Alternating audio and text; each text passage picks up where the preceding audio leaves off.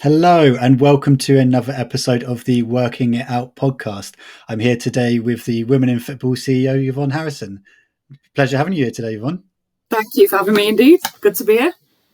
No worries at all. So we're going to jump in with the first question, which we do with all of our guests, and that is a item to induct into our Working It Out locker. We've had some amazing examples previously. The one we've just done with Lil Duggan, she chose her varsity football team photo. So could you let me know which one item you're putting into our locker, please? Yeah, so for me, it would be an Adidas Street Ball trophy. Nice. Yeah, I won that a long time ago. Friends and I entered obviously a street ball competition, and we entered for the mixed, but we didn't. We were only women, like girls, and yeah, we ended up winning that mixed competition, and that was pretty cool. And I think when I look back at that, it signified a lot because I think now look at the role I'm in leading gender equality within the football workforce, and the fact that there weren't mixed teams. If I even take that back to my secondary school days, we didn't have a girls' basketball team. I played on the netball team. I wanted to play basketball. I played a lot with my cousins who were boys, and I remember playing in school on the boys' team, begging the PE teacher, and eventually said yeah. And then we were getting absolutely hammered, or the lads were, and then so he stuck me on and just transformed the game and top scorer and getting that recognition in assembly the next day. Quite proud and embarrassed. But actually, yeah, it just signifies the resilience, I think, that I feel I need to have throughout my career, but also like within my physical activity journey, and it not always being straightforward, but still finding a way. Thank you so much.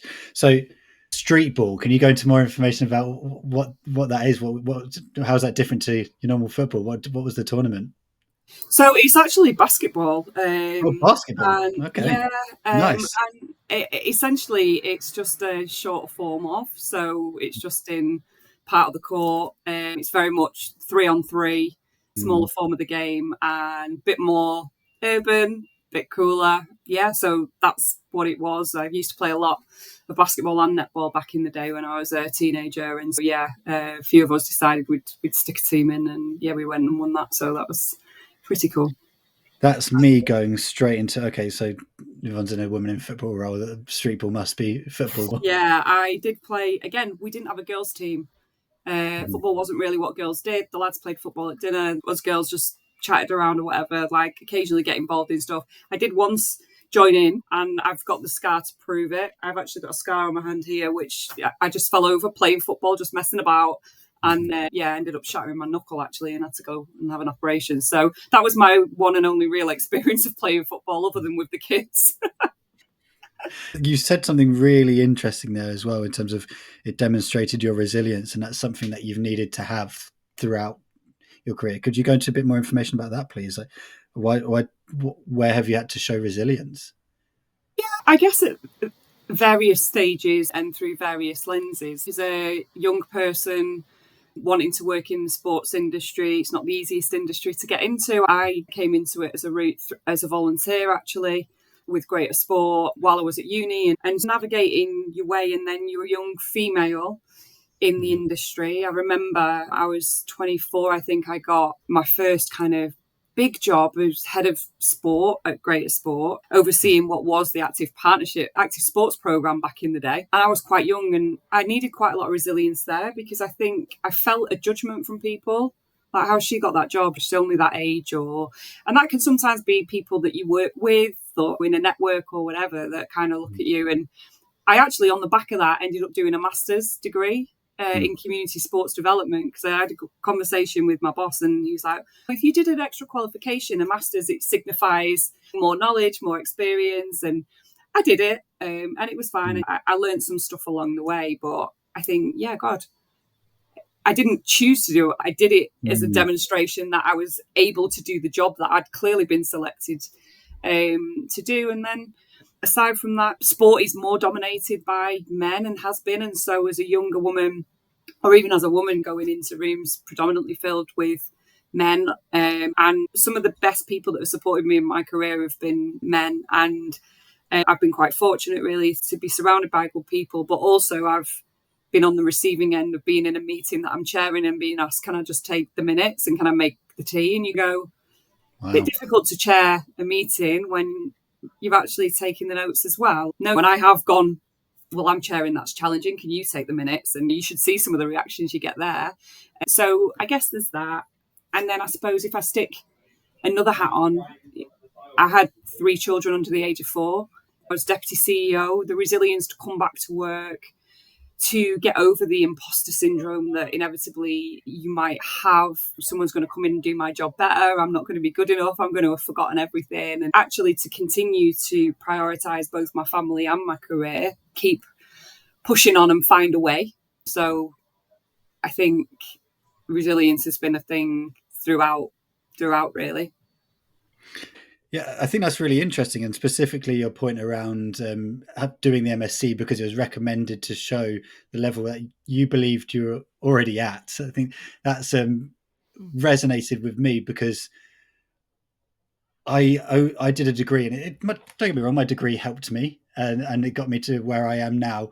But I felt like I had to do my degree to be able to move into a role, and I'm really glad the sector has moved out of, oh, you need this status for this certain role, and experience only qualifies you for so much.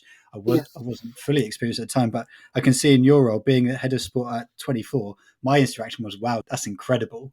I remember I worked at an active partnership as well, and I was 22 when I left, and I was nowhere near that. So my interaction wasn't, how did you do that? It's more, wow, how did you do that? Well, how can I learn from you? Great. And you know what? Great people. An unbelievable CEO in Richard Saunders, a fantastic line manager in Steve DeWin, and people that believed in me and pushed me and saw my potential probably more than I saw myself at that time. I was always very career minded from being pretty young, in all honesty. But you still need that. You still need people to see something in you and say, you know what? Why don't you just go for that? And what's the worst that's going to happen if you don't get that role? That's okay. You're still going to learn along the way. And so I just thought, yeah, I've never applied for a role like that. I've never interviewed for a role like that. So let's see what's what. And I had a lot of growing to do in that role. But what it also showed me from a leadership perspective was you can see the potential. If people have got the right character, the right culture, they've got enough of the skills and the knowledge to be able to do something, you can support them to grow, to become incredible and do amazing things. And yeah, I've always tried to carry that with me in my leadership of trying to find the potential in people and really take ownership of that nurture and develop side of people. Because I think, one, instinctively, I'm very empathetic and that's how I'm built. But 2, I saw what a difference that made to me. And I think that's my responsibility to help others in that way as well. I think we've said quite a few different words which will link lovely to our next questions. I'm really interested in how you answer it, and I don't want to send you down any roads because there's been some huge words like resilience, leadership, empathetic. When we're talking around emotions and physical activity, my next question is, which one emotion do you feel best represents your relationship with physical activity? Or which one word would you use? Oh, there's so many. It's so hard. Probably relief. Relief. Love it. Why is that? It's a bit like my saviour, actually. It's always been my happy space. I don't do it as regularly as I should all of the time.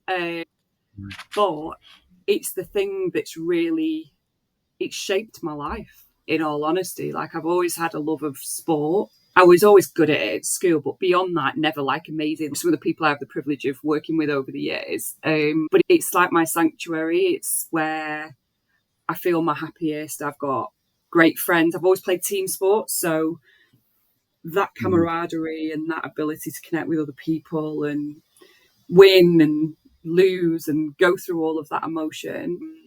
And I suppose when things are tough, when life gets hard, when you're stressed, and at any age really, it's been the place where I could just forget about it and just get on a court or a pitch or whatever and just thrash it out, or get in a boxing session and just batter some flag, just hit some pads. And even now, like, my PT jokes with me quite a lot because it's my therapy. It's that 1 hour, that PT session. It's just, I do go to the gym, but I love my PT session. And part of the reason of that, one, I've got a great instructor who class as a friend as well, but also they set it up for me. Right, Mm-hmm. this is what we're doing. And I might give them a bit of jip about it because I don't really want to do a kettlebell swing. And I certainly don't want to be doing that skier because I hate it. It makes me feel sick. But I don't have to think about it. It's do that, do this. Because in every aspect of my life, I'm thinking about whether that's my team, whether that's our business strategy, whether that's where my kids need to be, who's picking them up, what they've got on later, what's happening in my wider family, my friends. Like, you just always, like, your head, it just doesn't switch off. So for me, it's like my sanctuary, and it just gives me that sense of relief, and I know everything will be fine when I'm done. That's amazing. When I was doing my digging into you, I saw you got quite an active Twitter, which I had a lot of fun digging into. This is what I do with all of my guests. Oh gosh. And what I've got noted down here is loves a PT session. So glad you brought it up, because there's so many tweets of PT sessions. I was like, this is fantastic. Always tagging this girl can. This is what I was going to talk about. Me now working at head of campaign activation for Sport England, and I'm looking after some activations under This Girl Can. I seen the hashtag I traveled back to 2017, so near enough when it started. So it seems like you really resonated with that message. Yeah, I think because of the career that I've had, I know that not everybody loves sport and physical activity, and I know the journey that we've all been on in the sports industry around, is it sport, is it physical activity, is it this, is it that? And actually, I just passionately believe it can really help you in any way, whether that's you want to get in shape, or whether you want to just be stronger, or you want to just give your head a rest. Like, it can. So for me, when that campaign came out from Sport England, like, it really landed. It was so different. And I've never been somebody that I would class as I've always loved sport, but I've never been particularly slim or particularly this or particularly that. And, would you get me in a crop top and leggings? Absolutely not. At no point, really. It's very rare that you would find that out unless I was in my garden. That it just represented me, that campaign. I really felt like I could connect with it, and so many other women that I spoke to did too, and the adverts were really powerful. And actually, it was something so different from Sport England, so different. That's why we still talk about it now, because it was, and it really did create a movement, and it gave women that whole, I've got a perfectly executed manicure under these boxing gloves. Yes, you have. And I always felt in the job I was in, it was always about encouraging other people through whatever means to just be active and move a little bit more. And even yesterday, I met the Greater Manchester Women's Football Board, and Hayley from GM Moving I had my trainers on, and I was going to send her a message. I've got my active soles. I'm walking through Manchester. I could have parked nearby, but I didn't. I'm walking a 15-minute route in or whatever, because it's embedded in me. I feel like a responsibility to just spread the message. I love the campaign. I thought it's brilliant, and so many people that I know did too. Yeah, Hayley's been on the podcast as well, and she spoke about the active soul, so it's a really nice link there. If you're listening to this one, haven't heard that one, do give that one a listen as well. I will plug my own stuff. I'm not worried about doing that. In terms of relief, I also saw that you quite keen runner. What I found, particularly when the kids were young, it became something I could do that A, gave me the headspace to just escape the house, and B, I could do it at any time, anywhere, no requirements for anything. I could plod along, I could go 20 minutes, I could go an hour.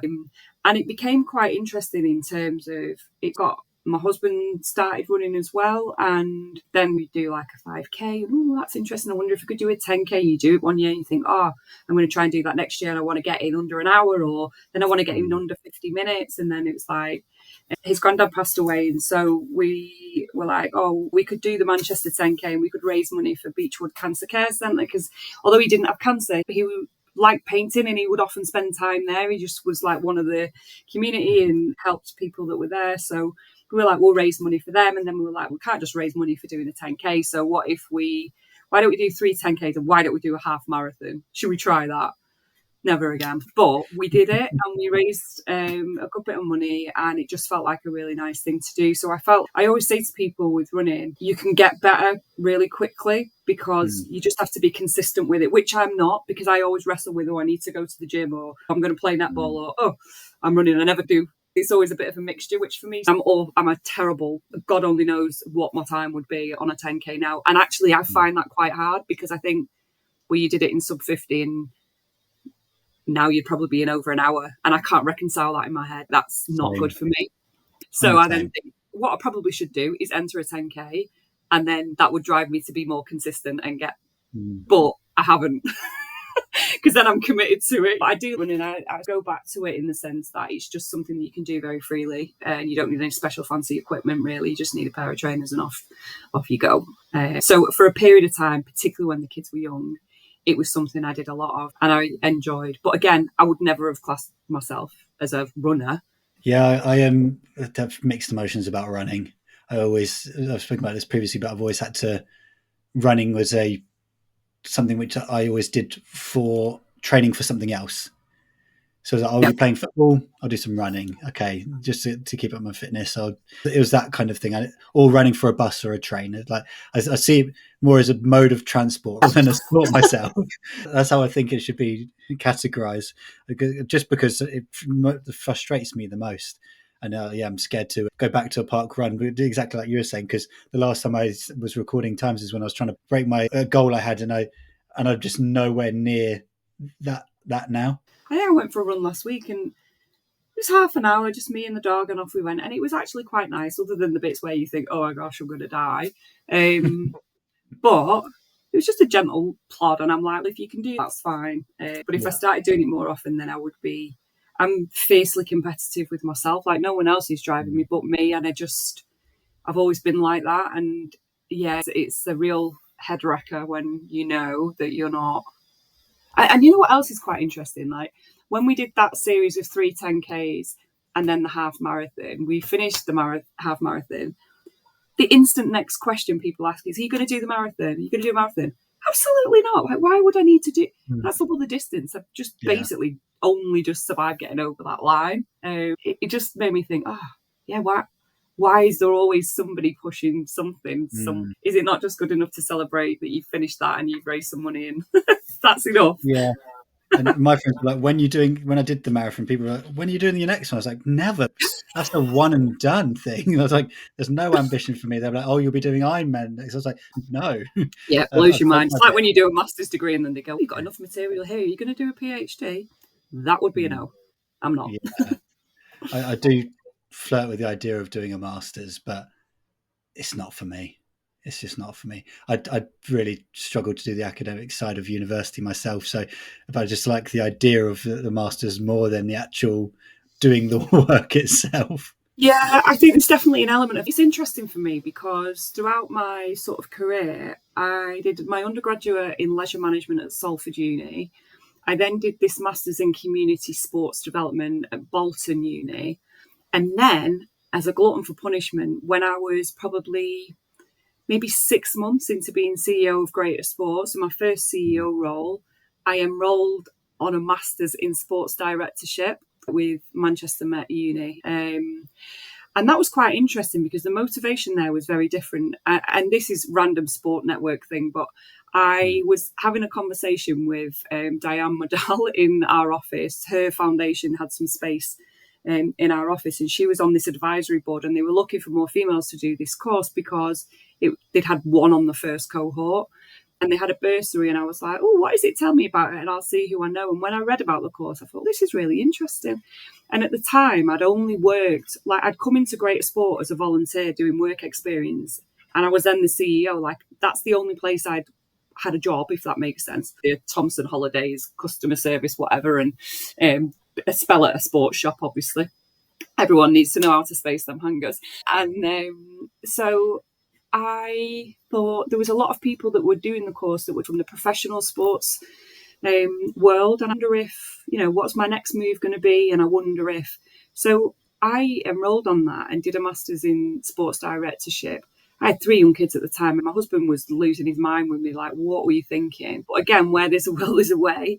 So I did complete that course, and I actually did probably the best academic work I've ever done. But going back into it was so hard. Like, even just the pedantics around referencing, I was like, why does anybody care about that? But I was glad I did it, because actually the motivation was new network, and 6 months into a really senior role and quite a high profile role for me at the time, it really created the space for me to think about myself as a leader, how I was leading the team, strong governing, innovation. And when you're deep in a job, you often don't give yourself that time. Like, you've got to be really disciplined to go, no, I'm going to do that today, because you know what, there's a story that breaks in the press or something happens, and then you just, your day's not your own. It was really hard. But I was glad I did it. And the team knew about it, because I'd come back in after I'd had me 2 days at uni, and they'd be like, oh God, what's she thinking? What's a great idea now? And actually that course, there was a lot of former professional athletes who, again, had not necessarily gone down any academic route before, had not done any undergraduate degrees. And I think universities now are, if I think of UA 92, which is a class of 92's uni in Trafford, they, very different style of learning, very much about life skills as well.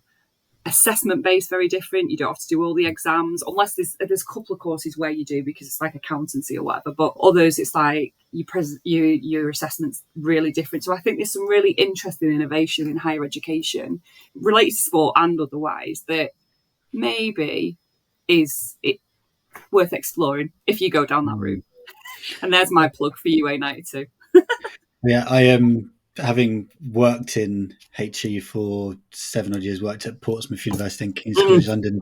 There was some really great entrepreneurship, innovator type, incubator type courses that you can do. That kind of interests me more. How can, if I've got this concept like this, is it the start of a bigger idea I have, and that kind of link into HE is what I'm potentially interested in. And there's, even with the course I did in sports development and coaching sciences, it's really helped my role in some aspects, but I'd probably say 80% of the course is either I'm not using or it wasn't relevant.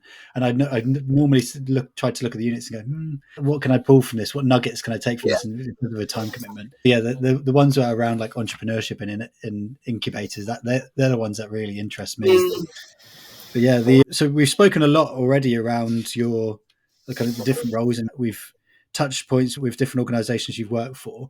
So this next part is around your beliefs for the root causes of inactivity. But before we do that, I'd like to ask the guest to give a bit more information about who you currently work for, your organization, what role it has, and what link it has to inactivity. So I'm the CEO of Women in Football.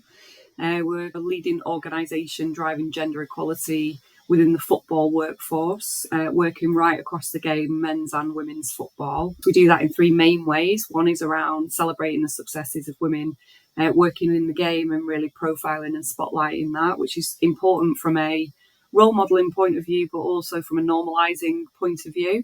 Football's been largely male dominated, and again, it's about shifting sort of perceptions of that and the power that has in broader society, really. The second aspect of that is really about challenging discrimination and calling that out, and supporting women who unfortunately do experience gender discrimination in the workplace with our legal partner, Mishcon Dorea. So we offer pro bono support for women who are in that situation. And then the third real strand of that is around education and training. So we offer a whole suite of opportunities for both women individually to support their career progression, development as leaders within the football industry. And then we also work with a whole range of corporate partners, be that clubs, leagues, professional services organisations that sort of wrap around the football industry with our corporate membership, so they can become partners of ours, and ultimately then they have a whole suite of services that they're able to offer to all of their teams, including men and non-binary people. So it's a membership organisation. It's free to join. So if you're passionate about gender equality within the football industry, then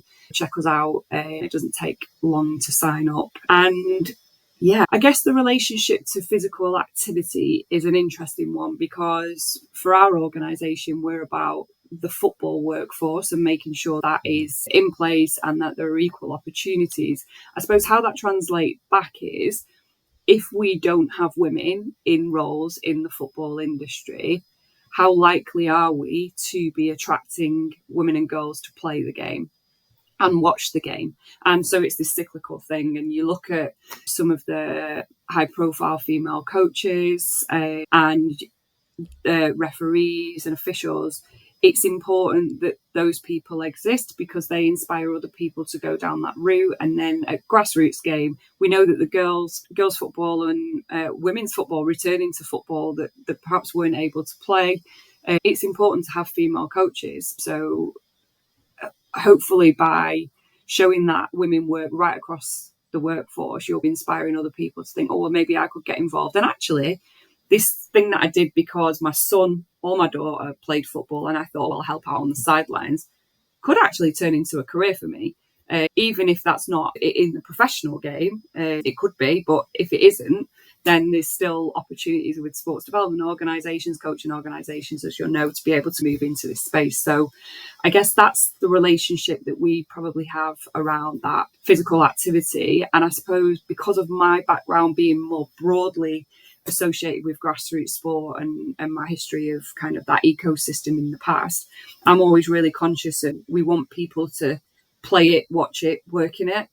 And even though our remit is not the play bit or the watch bit necessarily, we can connect into that and make sure we advocate for that. So often in my role, particularly around major championships, we're often approached by the media about women's teams, be that England or otherwise, and thoughts and celebrating the successes and the progress, particularly after the Women's Euros. I mean, it was insane here in England when that was taking place. And I'm very happy to showcase and celebrate that. But equally, I'll bring it back to the reality of, yes, that's inspiring more girls to play, but we need more and better facilities. We need safe facilities for women to be able to play. We need to make sure there's accessible transport routes. We need to make sure that young girls have opportunities to play and be seen and be talented in all sorts of places and not just the leafy suburbs. So I think as a platform for advocacy and change, even though we don't directly work with people playing the game as such, that's not what our remit is. We have an opportunity to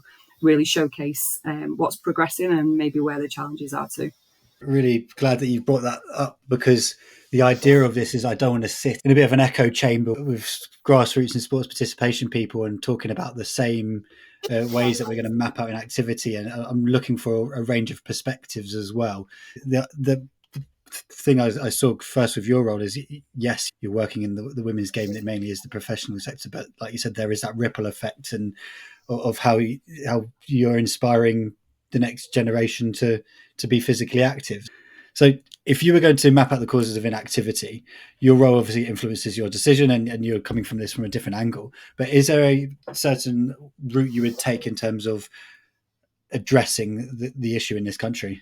The causes are complex, aren't they? From access to facilities, access to financial resource, parental support, cultural norms, health inequalities, inequalities more broadly in society. There are so many things that would prevent people from being active, I think. And I guess if you were trying to change that, I think the biggest thing for me, which is possibly why the This Girl Can campaign resonated, is really about normalising physical activity in all its forms with all people. We're very conscious at Women in Football that when we are hosting panels, when we're organising events, when we're showcasing imagery, we try to ensure as much visible diversity as we can, because I think people need to see that. And from a physical activity point of view, we've also seen the impact of physical activity in spaces that people live in, breathe in, work in, want to be in, and not necessarily the shiny new facilities. I remember many a conversation around, well, there's a cycling national centre, the velodrome in Manchester. How do you get Manchester residents to use it? Because it's not theirs, it's not for them, is the perception from some of those residents. So for me, it's about making sure that you can be physically active in any sort of way and as any type of person, any shape or size or colour or creed and any gender. And that is really important. And I think the role that particularly professional sport plays is really important in showcasing that. And if we look specifically within football, the EFL Trust and the Premier League Charitable Foundation, they support all of the club community organisations right across the country. And there's so much work that's going on right in the heart of communities. And I think sometimes I've seen a formal sport versus the informal. And I think there's no right or wrong. It's just about having a route for everyone. So if you want to go through that pathway and you want to be seen as a talented person and potentially represent GB at the Olympics or Paralympics, that's amazing. There's a route for you. But equally, if you want to just be playing in the park, you should have access to that mugger or that court in that park and not feel like you can't because you're a group of girls, or not feel like you can't because you're from a certain community. Yeah, I think that accessibility and that visibility everywhere for me is the thing that probably more than anything will drive participation or not, and not trying to force people to do what we think is our version of physical activity in our spaces, and actually do it where you choose in a way that you want. Really like that point. And I recently spoke to Dan from UK Wallball, the CEO of UK Wallball, and his points were very much around similar sort of things, saying, and the main point was, the more we've tried to professionalize the sector for the benefit of the sector, it's only taking a certain amount of people with us. Some people don't want a formal setting. And like you said, he used the muggery example as well to say that even that, why have we caged off an area for people to play and they can only be there? What about the rest of the green spaces which they probably feel more comfortable being in? How can we make those spaces more accessible? When he spoke around wall ball, he said that it is just such a simple concept of you just need a wall and a ball, and that's all they're promoting. And that's why they find it really hard to gain investment, because they're saying, we don't want to track numbers, we want it to feel natural and something they can rock up and do. It's really interesting that you come up with the same. It seems the main kind of your main point, you've mentioned health a bit there, but it is around access. Is it, and your point around physical, like the role that professional sports can play? You mentioned EFL Trust there. What role could you see an organisation like Women in Football or similar roles to yourselves doing to help tackle inactivity? I know you've said around the role models, so it'd be interesting to go into that point, or if there's anything else that you're currently doing. We have close to 10,000 members. In fact, by the time this goes out, we will have announced our 10,000th member. So there you go. There's an exclusive today. Just make sure it doesn't go out before 5 p.m, please. Oh, no, will be going out in a couple of weeks. Don't worry about it. Okay. And all stages of career and all sorts of experience. But I think there's a lot of science and there are papers that sit behind women or people, but particularly women in senior positions and roles of success. Many of them have been active in their lives. There's specific stats that sort of you can draw upon. I can't recall them off the top of my head, but it's there and it's fact. So actually, maybe there is something more about people talking about not only the roles they do, but the things that they've done in their life. And I think it's just advocacy, isn't it? Physical activity is part of who I am. I have PT on a Monday at 4:00. Technically, I guess that's the working day, but that's when it works for me. My team know it's in my diary. It's not hidden. I have PT at 4, and I won't answer my call. I won't answer my phone in that hour, and everybody's aware of that. So role modelling behaviours as leaders or people in organisations, and ensuring that your team are aware that they can also do that. And it's important, particularly when you work remotely. Like I say to my team, get yourself out for a walk. Being on the screen all day, it can be hard work. You might have only moved up and down the stairs 3 times to make yourself a drink, and then you've not been out of the house because you're at home. So I think there's something about role modelling behaviours and bringing that into conversations around, particularly when you think about wellness and stress management, and also building networks and relationships. Sport and physical activity can be a really great way to do that. But equally, would I feel dead comfortable going into a football competition? No. Why?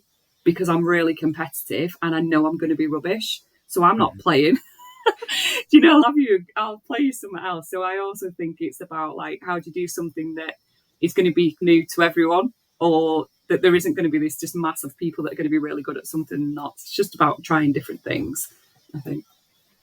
I know, I really like that. And I think there's a few points here which I think will resonate as well. And so we've highlighted quite a bit on This Girl Can, and I always like plugging that, even though I'm glad you brought that up. And you said around normalizing physical activity in all of its forms for all people.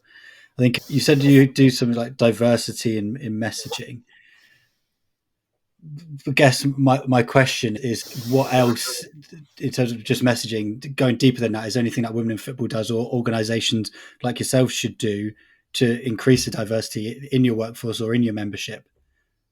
Yeah, absolutely. For me, there's always conversations around how do we speak to organisations that might be working or connected to people who we might not be? How do we pull relevant content or insights from people who might speak to a different audience than we're already speaking to? Just a couple of months ago, we launched our first ever membership committee for Women in Football. We had, I think, about 75 80 people apply to be part of that committee. We've taken a smallish number of those people forward. Everyone had to go through a robust process. They had to tell us about why they wanted to be involved in Women in Football, what they thought they could do to help and bring to the kind of conversation, and importantly, how they could not just sit there and represent themselves, but how can they reach into our wider community and people that don't yet know us to bring in thoughts and ideas and really check and challenge what we're doing, and is it what's needed for the industry. So we work with organisations across the board really, in sort of similar advocacy and lobbying spaces and not. We take football into corporate organisations and our learnings and support them in their development. And then we have our annual survey where we really get a sense check of what's happening in the industry, and we utilise that to then advocate on behalf of our members around what needs to change and the representations. So we also know that 60% of women working in the game who reported gender discrimination said that no action was taken, and 16% said that they weren't even listened to. So we know that from a perspective of women working in the industry, there is a challenge, and we know that challenge is sometimes heightened if you are a woman from an underrepresented ethnic origin, or you're a woman from the LGBTQ plus community, or you're a woman with a disability, and all of that translates seamlessly into participation as well. In my historic experience, I've not seen the latest figures, but we know it's an issue. I suppose where I sit and when I go into some organisations, I do say women are not underrepresented in society. We're half of the population, and yet we don't have the pathways into the boardrooms. We don't have our voices listened to. We have to prove everything to the nth degree, and men don't necessarily have to do that. For me, there is always a lens, and for our board and our team, women, and then the diversity of those women, because not all women look like me or sound like me or have the same lived experiences as me. So it's really important we challenge ourselves, and there's more that we can do in that space. The membership committee is one thing. We'll be launching something else towards the end of the year that's really going to help us in that broader ED&I context, and we're excited about that. We're just working through kind of the timelines of some of that, but again, to get us in a stronger position to represent all women working in the sector. That's amazing. I think we'll leave that there. Thank you so much for joining us today, Yvonne. No problem. Thank you for having me.